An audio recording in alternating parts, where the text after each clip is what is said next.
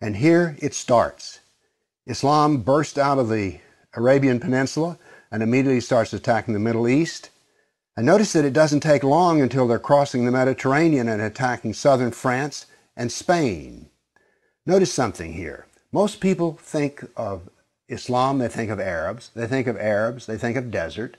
And yet here we see that Islam is projecting power throughout the Mediterranean. Notice how the little islands of the Mediterranean are getting hammered.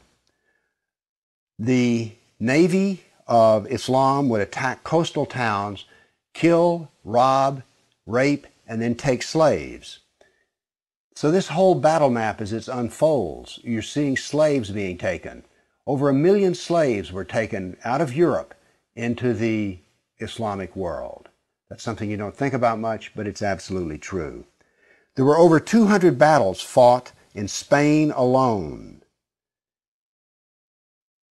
And we also see, however, on the east coast in Turkey, that Islam is trying to break into Europe.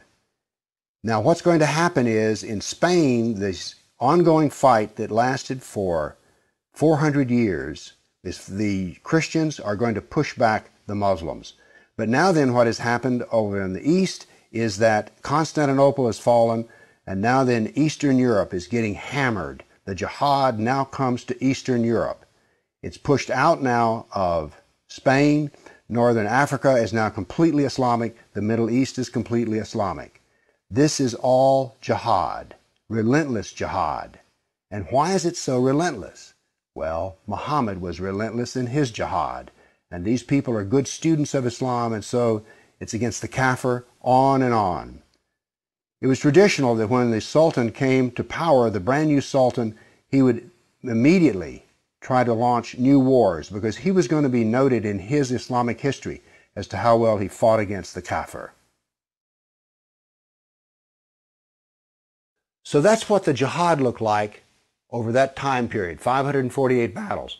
But remember, when you bring up jihad, people want to bring up the Crusades. So I also prepared a dynamic battle map of all the offensive raids of the Crusaders. Let's watch it and make a comparison.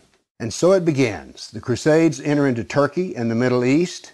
Battles go on, but aren't there far fewer than you thought there might be? And here we go. The last battles are fought, and that is the end of the Crusades. So now then we can talk about some facts. Yes, there were Crusades, but notice they ended centuries ago, and jihad is being practiced today. Jihad has been with us for 1,400 years. There is no comparison between jihad and the Crusades, certainly not a moral comparison. And when you're looking at the Crusades, remember, in one sense, all of the Crusades were defensive wars. Why? Well, as we saw on the first jihad map, it was Islam that came out of Arabia and conquered the Middle East, a Christian Middle East. And so the Crusaders were trying to free their Christian brothers and sisters from jihad. So there's no moral comparison at all. The motivation of the Crusaders was to free Christians. The purpose of jihad is to enslave the kafir.